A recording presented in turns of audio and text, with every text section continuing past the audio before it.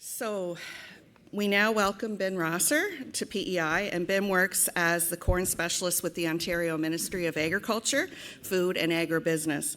Ben received his Bachelor of Science and Master of Science in Agronomy from the University of Guelph.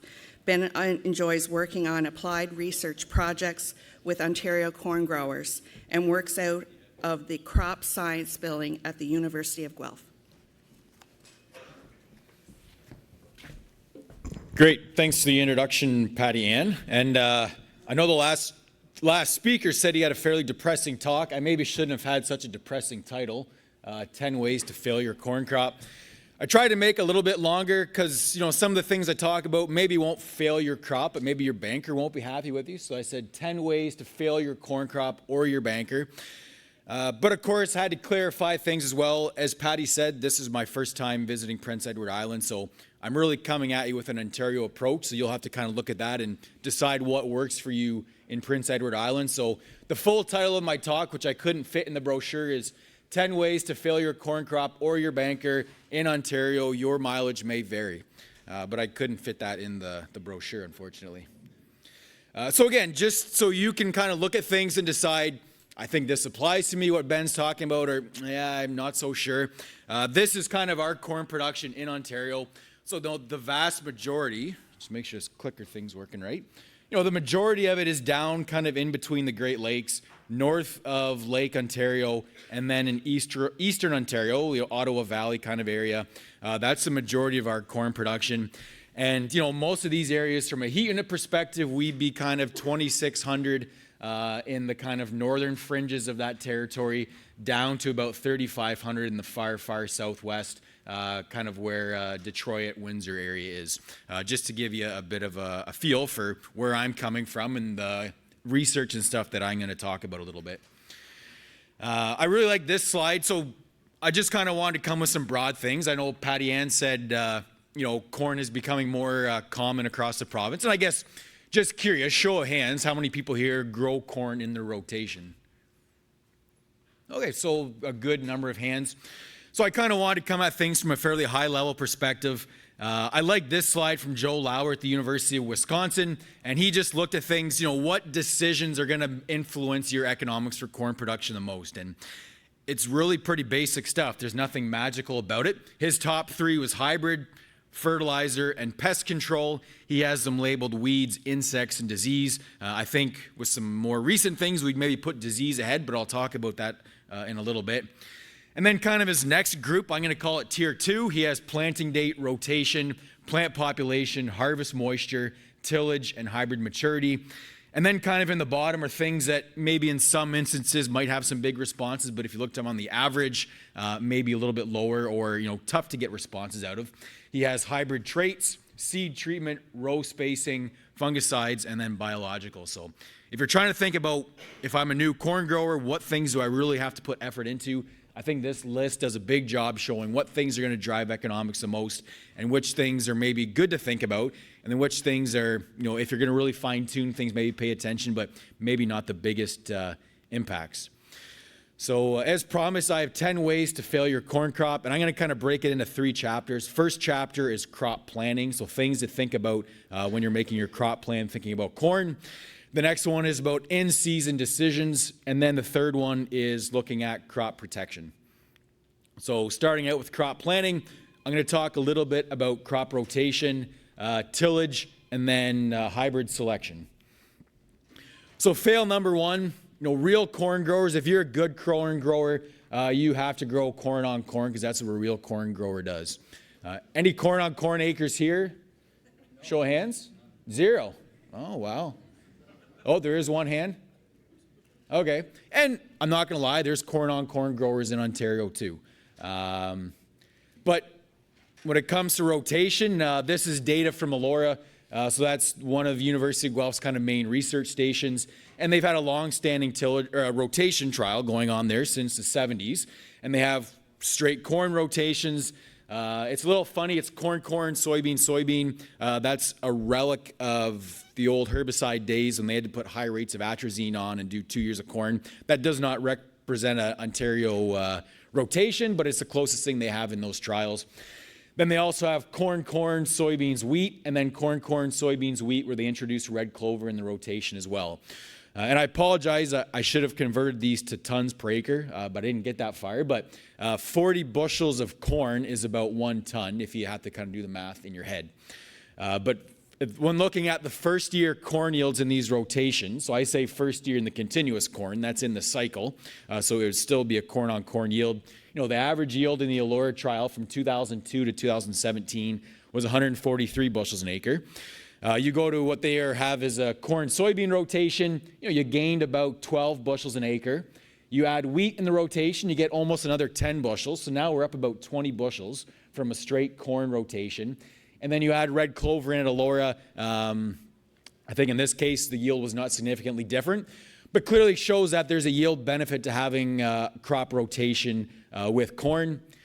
So another one of the University of Guelph's major research stations at Ridgetown, so that's further south in the province. A bit of a heavier soil texture, so more of a clay loam kind of soil. Continuous corn, 195 bushels. Going to a corn soybean rotation, there wasn't a big response, only 1 bushel, but adding wheat in did get them about 6 bushels. And then for whatever reason at Ridgetown, a little bit more yield when they had red clover in.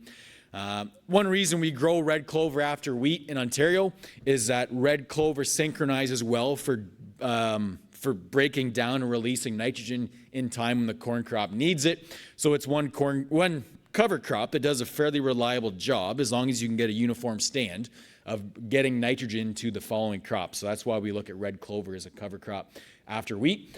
But in this case here, that would not be explained by nitrogen. They have different nitrogen rates they put down in all these plots. So in these plots, this is looking at a system where there's already enough nitrogen in the system for the corn crop. This would just purely be from rotational, from whatever else is contributing, organic matter, soil structure, whatever other benefits are coming from red clover. But clearly, in the long-term rotation trials in the province, it's very clear that having a good crop rotation helps you get more bushels of corn out of your corn year when you're growing corn. And I know Joanna would appreciate this. Joanna's talking later on. She's our cereal specialist. And you're trying to do a crop budget in Ontario, and growers are looking at this. Joanna is always important to say that if you are at a good crop rotation and you're trying to pencil out, do I keep wheat in the rotation, putting those extra corn bushels into your wheat budget can maybe make wheat look a bit more competitive. But clearly, crop rotation is important to not fail your corn crop. So fail number 2, good farmers plow, keeping it black or maybe red, I guess, if you're in PEI, makes the green. So, if you're a traditional, conventional till scenario in Ontario, you'd be moldboard plowing and you'd be doing 2 passes of a cultivator. So pulling up our custom rates from 2024, a moldboard plow would be $38 an acre. And then if you're doing 2 passes at a cultivator, about $20 a pass, you're $46. So just investment in tillage for primary tillage for corn in Ontario, you're talking about $84 an acre. Right now, new crop corn for this fall is around just a little under $6 a bushel. So you're talking, you need at least 15 bushels an acre just to make that tillage pass, or the investment in tillage worth it. Or maybe if you're thinking percentages, maybe a 7 or 10% yield bump. So we do have an Ontario tillage database. A lot of our tillage work was done kind of 80s and 90s, so the yield numbers are fairly low, but I've used percentages instead. But, obviously, in terms of what impacts response to tillage for corn, if you look at soil texture, if you're on a coarse or sandy type soil, quite often based on the data in our database, it's tough to find a response to moldboard tillage. This would be response to moldboard tillage over no-till. So clearly, on light textured soils in the province, it's pretty tough to make an economic case, certainly for full tillage, moldboard plowing and cultivating. When you get on to medium soils, so that would be like a loam, anything maybe with a loam in the name, that average response for moldboard plowing over no-till is about 6%. And then on fine textured soils, there's maybe a bit more yield response. So that would be clay loam kind of soils. We're more in the 7% neighborhood for yield responses. Similarly, crop rotation has a big impact on yield response to tillage. So instead of texture, we're just looking at previous crops now. And again, still looking at responses for moldboard over no-tilling. In a forage scenario, so coming out of hay or grass, the yield response is only about 1%. Soybeans, where we have very little residue to deal with, that response is about 1%. And then cereals, 4%, and then grain corn. So again, kind of going back to a poor rotation is where we see some of the highest responses, where we're more in that kind of 9% kind of scenario. So of course, if you're looking at it purely from cost, it's obviously not cheap to do full width tillage, especially if corn prices are lower, kind of like where they are right now, and budgets are looking kind of tight. So in terms of intermediate options, especially if you're on a lighter soil texture, or especially if you're following a crop that has a little residue like soybeans, looking at a one pass of a disc or a cultivator, that sort of thing might be an option to minimize tillage costs. One thing I really like is strip till. So this is an example here. This is where you're just working those 30-inch rows that the corn's going to be planted on, and you leave everything else untouched. Nice from the perspective that you're essentially no-till in between those rows, but you're getting the benefits of tillage where you're actually going to plant your corn rows. And I think the other thing, there's some growers that have told me, I'm on ground that I would no-till, but fertility is an issue trying to no-till. If you want a band, you've got to put starter on the planter, or you've also got a broadcast fertilizer. Some growers have told me they would no-till corn, but they like strip till even just as a fertility tool. Putting fertilizer down, as you can see here with the air cart, in that zone where that corn's going to be growing, likely more efficient, particularly for things like phosphorus. So there are intermediate options, and one thing I really like is strip till. Any strip tillers on the island at all? Oh, okay, nice, good. So I'll throw out a comment just to say that Provincial Department of Ag does have an incentive on that for any corn growers. Okay, for buying a strip tiller? For the breaker practice on it. Oh, nice. Yeah, and I know Ontario has had similar programs that helped adoption. So yeah, I'm a big fan. I think there's a lot of opportunities with strip till that kind of get to the benefits of doing less tillage, but without the baggage of going to pure no-till. And for instance, this grower here, their wheat in the rotation, so corn's coming in after wheat. I know he has said, I'd love to no-till it, but there's just too much baggage coming into wheat stubble. Some years it works okay, other years it's just not good. So strip tillage was a nice happy medium for him to keep tillage costs low. Logistics were good for him because he does strip till after wheat in the fall. Springtime he just plants. And at the same time, he's just putting fertilizer in the zone. It's a nice system. Maybe not cheap to get into. Strip tillers aren't necessarily cheap, especially when you're thinking about air carts and guidance and everything else has to go with that, but a nice intermediate option. So if you're like me, I like Cole's notes, and sometimes I'm guilty of death by graphs and tables and charts. So if you want the Cole's notes, I put these red boxes up, but I think if you're looking at corn, getting away and you're looking at a budget, especially if things are tight, like maybe they are right now, doing the minimum amount of tillage necessary for a yield response or seed bed, and trying to minimize tillage in areas that would be high risk. So, really erodible soils, gullies, and that sort of things where maybe you don't want to do tillage. So the next fail from a planting thing is, plant the hybrid that gets you the nicest hat or jacket. Sounds great and you look flashy, but, and I am kind of curious here, how do you guys decide what hybrids to grow? And if please feel free to put your hand up or shout something out. Like, how many guys here do trials on their own farm? If you're looking at new hybrids, do you plant hybrids and get an evaluation? So I see a couple hands. I know you guys have hybrid performance trials as well. How many people look at those? Okay, so similar hands up as well. So yeah, again, like the list that Joe Lauer had, he has hybrids as the number one impact in terms of economics for influencing corn. I pulled some data from Ontario, so we have public hybrid trials as well. This is kind of would be hybrids grown kind of in the middle of southern Ontario. And we display ours as yield indexes, so the yield index would be the percent of the average of that trial. And I just took a 10-year average from 2013 to 2022 for this one table that we have. And if you average the lowest hybrid and the highest yielding hybrid in that table, the lowest was 88% of the trial average, highest was 112. So that difference was 24% yield spread, basically, from the lowest to the highest yielding hybrids. The average yield in that table for those 10 years was 218 bushels an acre. So doing quick math, that's like 5.5 tons per acre.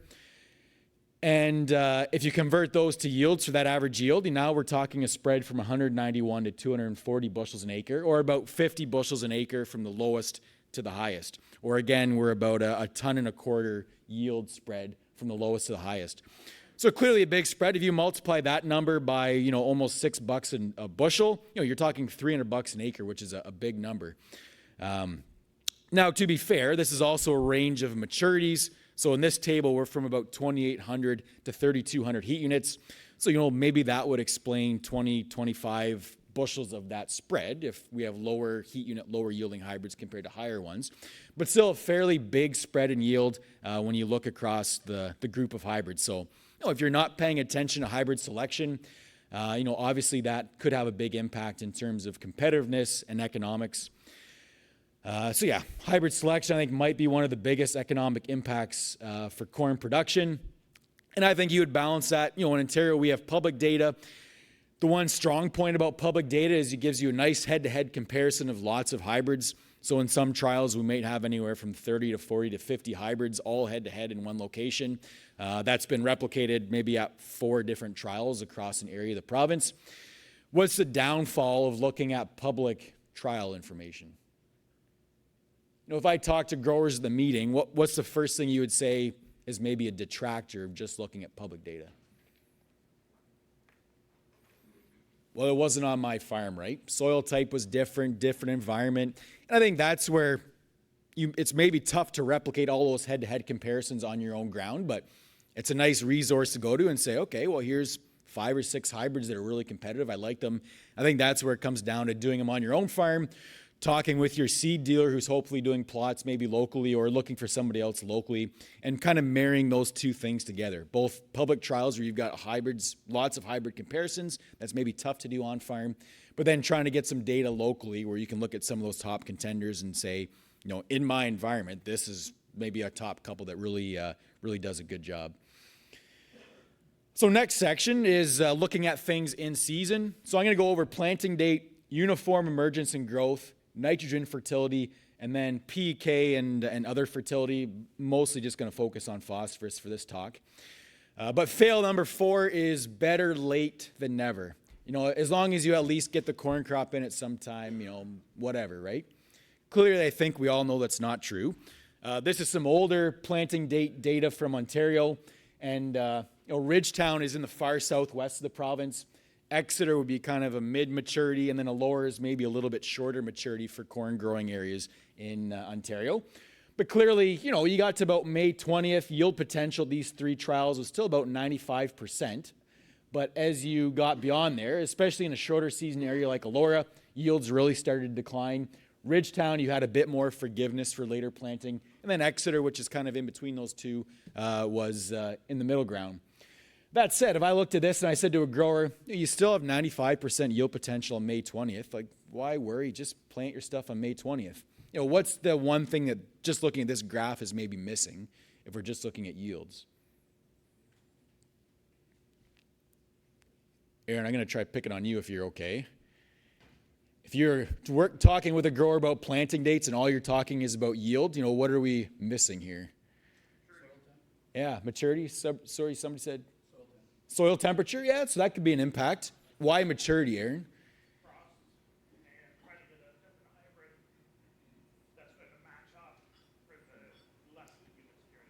Right. So later planting, obviously, we have to shift things. And I think the one big thing here is drying costs. So yes, we're maybe not losing much yield by delaying planting. I think it's important to note we have a fairly, at least in Ontario data, there's a fairly broad plateau. It's not like we're losing yield from May 1st on in a linear fashion. But certainly at the same time, the further and further we delay things, the more our drying costs are going to be in the fall because we're losing those drying days in the fall to get things down. And obviously that's going to have an economic impact. So there is, I guess, the other part of this fail. I said, don't worry about it, plant whenever you can. The other fail would be plant early and plant often. Great if you're a seed salesman.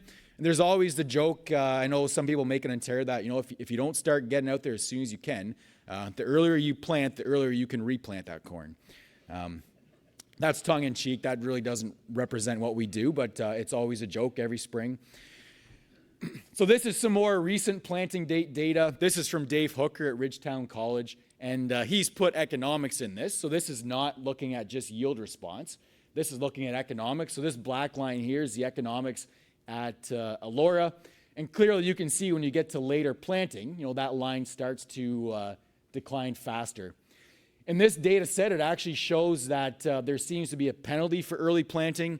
I think part of that is an artifact of this research. In this trial, they wanted to make sure they got an early planting date, which would have been like late April. Some years in Ontario, things are fit in late April, and I don't think there's any reason to not plant thinking that there would be a penalty. Other years, soil is still tacky, the forecast doesn't look great. But for this research, they pushed conditions and they wanted to get that early planting date, so it went in. So I think that decline you see kind of in late April, early May is more of an artifact that some of those planting dates were pushed when a normal grower would not have planted corn in those kind of conditions. But generally speaking, there's still, I would say, a plateau, or we're at least not losing yield every day after May 1st. And I always feel every spring, once the calendar hits May 1st, growers start getting pretty antsy in Ontario, and if they're not getting stuff in, they think they're losing yield by the minute. But, most of this data would suggest we have a window where as long as you get it in that window, yields are at least strong. The earlier you can get it in, maybe better from a drying perspective and trying to limit costs, but there is a window of getting things in reasonable time. Of course, if you're trying to push things, kind of like I talked about with the early part of that graph where economics and yields were lower, you can run into issues like poor emergence where things germinated, but you get cold conditions and you get leafing out underground, like these plants here are. Sometimes you can get what they call imbibitional chill, where quite often agronomists talk about the first drink that corn seed takes, maybe in that first 24 or 48 hours of being planted. If it's really cold, sometimes it can cause injury and reduce vigor in those seedlings. And then other issues as well. If you're trying to push planting conditions, especially if you're on a tackier, clayier type soil, if that's a word, sidewall compaction can be an issue, and that can be something that can haunt you for the rest of the season. If you've smeared that in and things have set up hot and dry after that, those sidewalls of that furrow turn like concrete, and you end up with what we would call hatchet roots on that corn plant, where those roots, instead of being three-dimensional, are basically two-dimensional. And again, something that we will see issues with for the rest of that season. So, well, it's good to plant timely, and it's important that we're planting in that window. I don't think there's return for trying to push planting conditions, saying, well, I'm mudding it in, but at least I'm planting early, and then saying, well, that's okay, because the cost to that can be fairly severe. I think most years in Ontario, and I know you had mentioned soil temperature, and for corn, we always say, if it's not 10 degrees Celsius, corn needs at least 10 degrees to germinate and grow. I think traditionally people maybe looked at soil temperatures, but I think nowadays if the soil is fit, the calendar is reasonable, and the forecast looks good, most growers in Ontario are planting with a focus on, I think, soil conditions. So I know last year, it was like April 20th.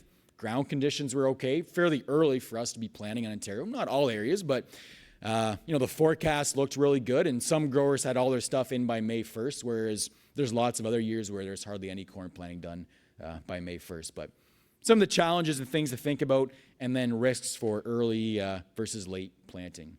So timely planting is important for yield, and especially for drying costs, but pushing planting conditions early on to the point where you could be compromising stands, compromising seedbed conditions, could cost you a lot more than what is gained.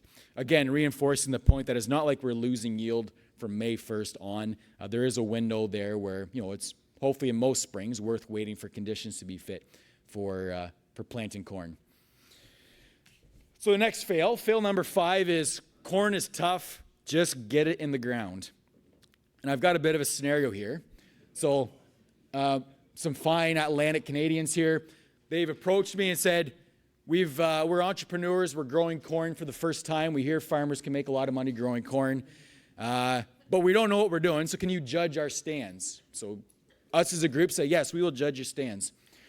So the first stand we have here is Julian's stand. He's shown us 6 plants, and he has 1 plant out of 6. That's about 2 leaf stages behind. So, okay, not bad. Not perfect, but not bad. We have Bubble Stand here. He has 6 plants. They're all at the same leaf stage, as you can see, but he has 2 plants in every 6 that are kind of close together. Again, not bad.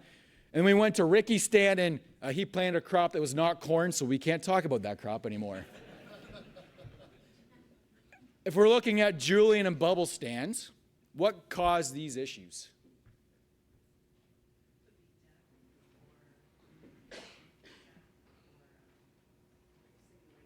Right. So if we go with Julian, why would depth be an issue for Julian, Patty Ann? Yeah, and in a lot of cases, especially if it's a dry spring, if you're not out checking depth and making sure you're getting corn into moisture, if you end up with some seeds that are a little bit too shallow, maybe they're waiting for a rain. Sometimes we get those laggard plants that emerge after that. There could be lots of other things. Could be insect feeding on those. I would say the depth or too shallow to the point where you're not consistently getting into moisture is probably the biggest culprit. But fertilizer burn, insect feedings, there can be other issues as well. Residue in the trench. And then bubbles, as you mentioned, I think in most cases where you see plants too close, that would be most likely a metering issue where you've got a double or you've got skips and gaps and that sort of thing. Of course, if you don't see a double but you see a missing plant, if I'm scouting a field, that's a red flag to go dig and find out why is there no plant there. Either was there an issue with the seed? Did we not get the seed there? Do we have some sort of pest issue, fertilizer burn? What's going on? In this case here, who did a better job of planting corn? I'll do show of hands. Who thinks Julian did a better job planting corn? Perfectly spaced plants, the odd one's a little bit behind leaf number wise, but who thinks Julian did the best job planting corn? Couple hands. Who thinks Bubbles did a better job planting corn? So maybe a few more hands for Bubbles. So this was actually real data they did in Ontario, and they looked at a research trial. 2 leaf stages behind for 1 plant and 6. 95% yield potential of a perfect stand where all 6 plants were evenly spaced and all at the same leaf stage.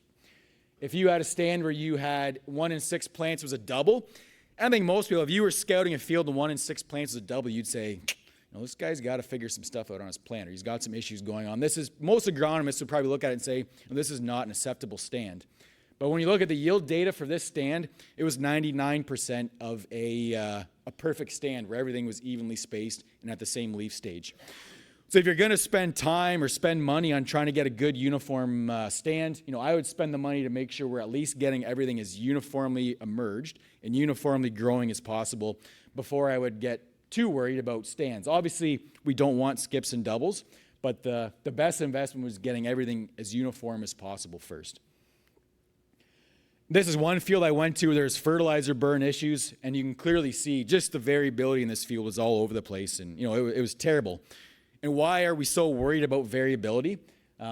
This was an agronomist who did the flag test, so they were flagging plants as they were emerging, and those late emerging plants, they're in the vicinity of those big plants, they're just never able to compensate for that yield loss, and that's where we get a yield loss at a field level, because those late emergers just can't compensate for coming up late in the vicinity of big ones. Maybe those big ones flex a little bit if those little ones aren't there, but certainly not to the point where they can compensate for those late emergers. So uniform emergence and growth is critical to maximizing yield, maintaining ear size and count at harvest. And I think that's something important to consider when you're a corn grower.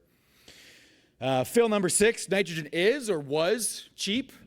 Yield loss is not. So aim for at least 1 pound of nitrogen per bushel, or better yet, for insurance, do 1.2 pounds of nitrogen.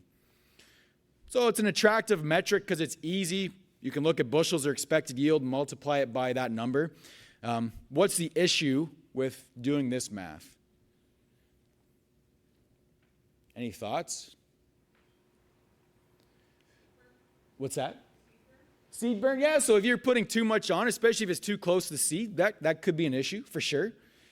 I'm thinking from a total rate perspective, but I'll try to go through this example to kind of show it. This is a trial in Ontario. A grower had different nitrogen rates. A grower had different rates of nitrogen. He grew 223 bushels of corn with 113 pounds of nitrogen. So his ratio was 0.5 pounds of nitrogen per bushel. Do you like that number?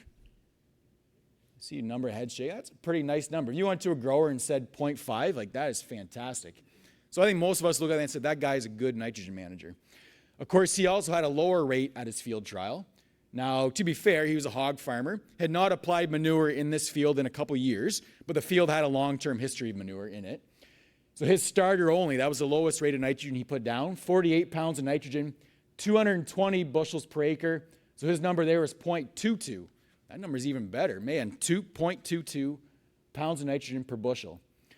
But now if we do the math and look back to his one I originally showed you, basically he put on 65 pounds of nitrogen and he got 1 bushel, or his ratio for that was 65 pounds of nitrogen per bushel. Is that a good number?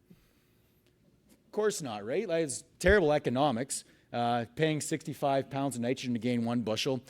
So the point I'm trying to get across is that if we're just multiplying a yield goal by a number, we totally ignore what the supply might be in that field. So unless we're accounting for supply somehow, in this field, even though manure hadn't been applied a couple years, obviously that long-term history of manure in that field was cranking nitrogen out in this field, and this grower was benefiting from that. I don't know if that was his normal rate or what he's normally putting down, but again, just kind of shows that if you're just doing the demand math, you're totally missing the supply side, and that's maybe a weakness, especially a scenario like this where you're maybe cranking nitrogen out. So pounds of nitrogen per bushel is an easy metric, but ignores nitrogen supply, and I think that's something that has to be considered when you're trying to do that math. So how much yield are we actually trying to capture with nitrogen fertilizer? If you had to guess percentage, and again, I'm hoping you guys are willing to share or put yourself out there, what percentage of yield do you think is coming from nitrogen?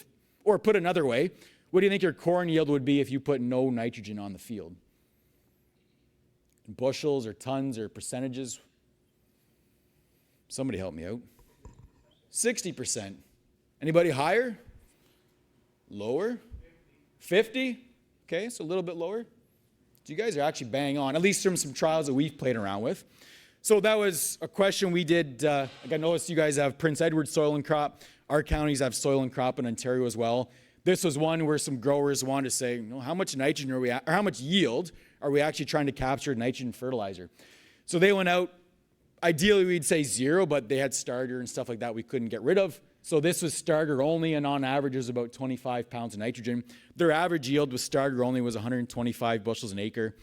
This was a range across the locations, and it varied. Some were as low as 50. Others had almost 200 bushels an acre with starter only. And then they came in and put a high rate of nitrogen down, so maybe their normal program plus 30, 40, 50 pounds, a point where we would say you probably got as much yield out of that nitrogen as you could, and their average yield was 217. So on average, they were getting about 90 bushels an acre, or about 40% more. 40% of their total yield was coming from nitrogen. Basically, without nitrogen, they were getting on average about 60, which is what I think you had guessed. So again, trying to think about how much yield am I trying to capture. It helps to know how much are we getting in the field to start with, and how much extra are we trying to capture with that fertilizer application. But obviously, as you'd expect, things were variable. Fields that were, very sandy, low organic matter, those numbers can be, 150 bushels. Fields with a history of manure, nicer soils, good drainage, that sort of thing, maybe the number was more somewhere like 50 to 100 bushels. So obviously depends. Again, in this little data set that we did, 60%, the starter only yielded about 60% of the N-rich, but it was highly variable. So a common question, split nitrogen applications. I'm gonna go through this real quick just because I'm getting short on time. We've played around with different timings, side dress, like traditional side dress, going in at knee-high corn stage, putting on UAN, and then also looked at later applications like chest-high corn stage. And, when we look at our trials, we usually put a conservative amount of nitrogen on because we want to be in kind of a responsive zone where if the late application was efficient, we would see more yield. And in years where, we had lots of rainfall or yields were extra high, that sort of thing, sometimes we would see a yield bump. But there's lots of times if all we did was move a portion of nitrogen later, there was not necessarily new yield to be gained just by simply moving nitrogen late. So the yield benefit on average, unless you were in an environment like lots of rainfall or that sort of thing, was relatively small. But I think the biggest benefits was around nitrogen efficiency. So, in Ontario, we have a side dress credit. We're maybe not getting more yield, but if you're going to side dress on especially heavier textured soils, in Ontario, you can put down 80% of the pre-plant rate because it's a bit more efficient to put that nitrogen on closer to when crop demand is for that nitrogen. And I think the other benefit is being able to adjust nitrogen rates in season. So, if you're putting your full nitrogen shot out at pre-plant timing, you're making a guess for what that year is going to be like. You're probably assume it's going to be an average year. But of course, you don't have the ability to adjust in season, or you could add more, I suppose, but you couldn't pull nitrogen back. And certainly if you end up in a droughty year, like this was some fields in Ontario this past year where things were very, very dry, the yield in this field will be not much more than zero. It'll be very, very low, extreme drought stress, fairly shallow topsoil area. But if this grower had put his full shot on at pre-plant timing and his yield is, very small, obviously he put way too much out. If you're going to come in crop, you have the ability to kind of adjust rates, especially if you're coming in that late application timing where corn is, shoulder high. So this grower at that point could have said, this crop is looking at a write-off. I'm not investing any more in it. Maybe he put 100 pounds up front, decided not to come in with that second application, especially if you're on a soil type where yields are highly variable, like really, really droughty soils. So one thing you can do if you want to test or fine-tune rates is a 30-pound test. Do a strip 30 pounds less than your practice, a strip that's maybe 30 pounds more. Look at yields at the end of the season.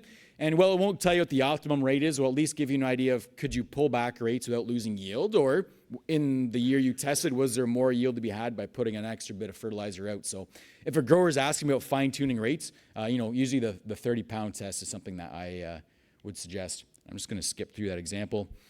And the last thing, you don't need to be perfect when you're trying to look at rates. When you look at a typical rate response curve, this is just a rate response trial we would have done. The green line would have been yields across different nitrogen rates at the bottom. We have our gross income, which is that top red line, and then our cost of nitrogen, which is that linear line. So if you subtract the cost of nitrogen from the gross income you're making, you get this black line, which would be kind of your partial budget or net returns for adding nitrogen. And this rule is fairly solid when you look at a lot of nitrogen response data, is as long as you're within 25 pounds of optimum. So in this trial, optimum was about 115 pounds per acre. But as long as you were somewhere between 90 and 140 pounds per acre, you still netted within $10. There's a fairly good, solid plateau area there where, it's not like a sharp peak where you have to be right on the point, you're losing money. There's a fairly wide plateau. As long as you can kind of get in the zone, from an economics point, you're probably pretty close. So fail number 7, as was talked about in the fertilizer talk, soil sampling is a pain, and phosphorus is just too expensive right now anyways.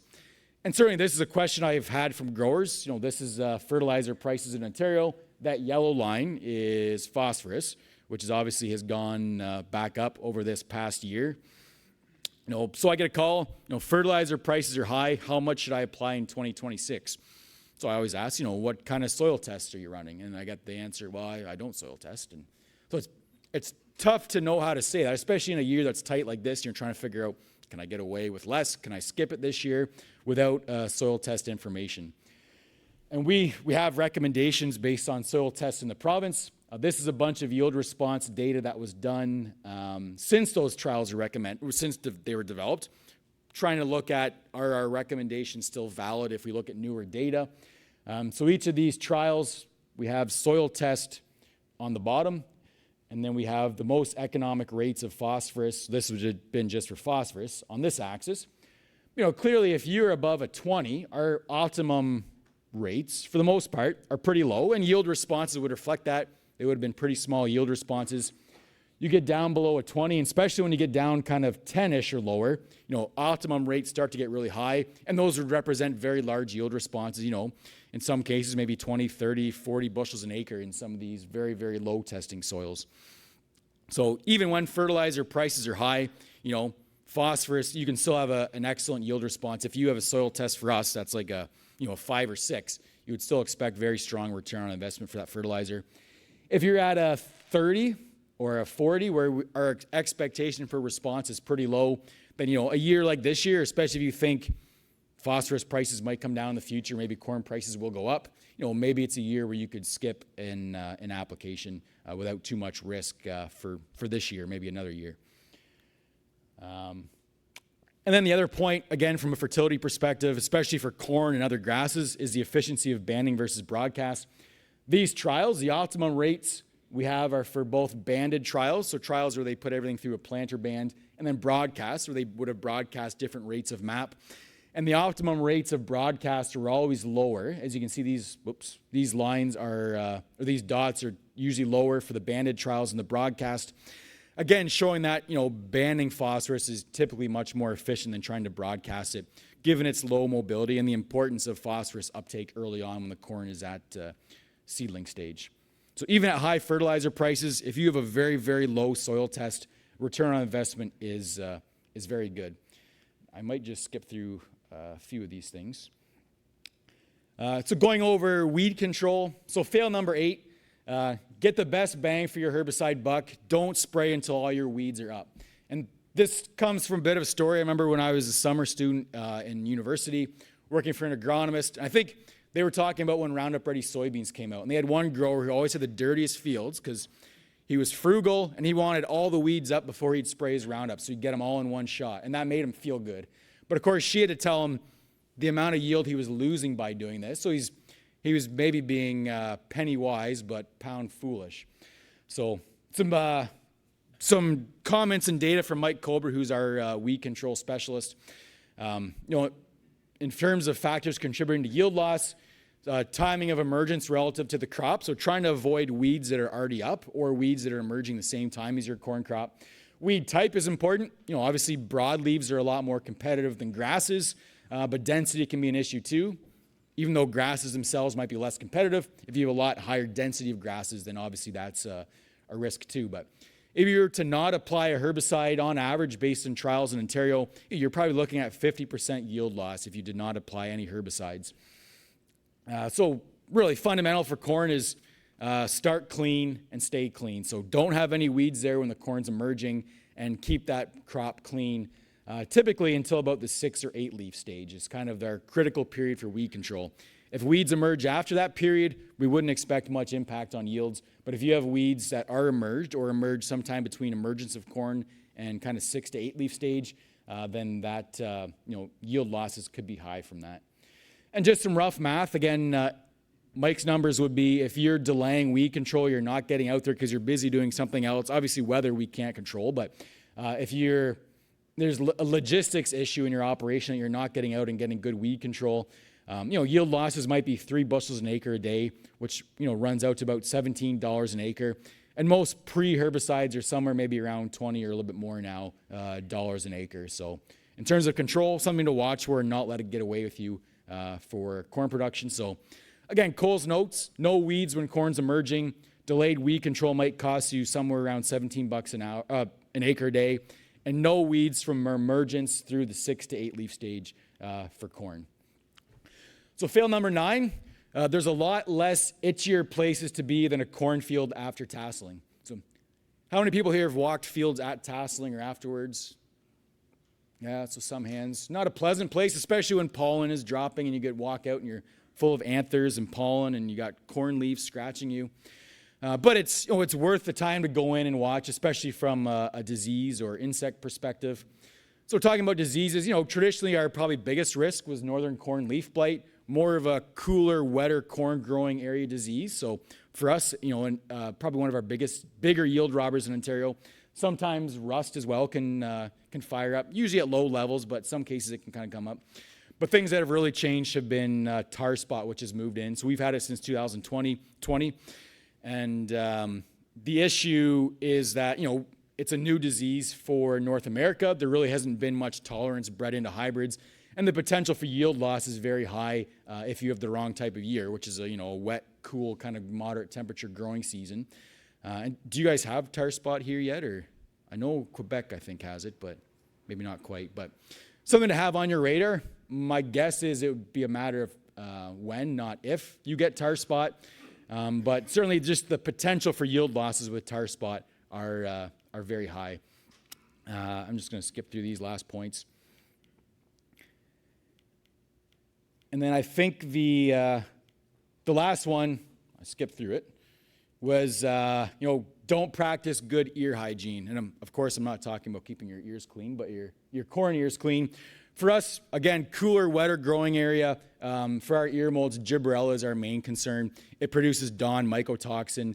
And the biggest thing you can do, I think, is watch silking timing. That's when the spores land on the silks when they're fresh and they kind of hijack the process and get a foothold on that ear. And as well, Western bean cutworm feeding is an issue too for opening ears up and allowing more infection. The biggest thing that impacts Gibberella ear rot infection is weather, which of course we don't have any control over. The next biggest one is hybrid selection. So in Ontario, we started hybrid screening trials to try to look at that and identify what hybrids have high risks, which ones have lower risks.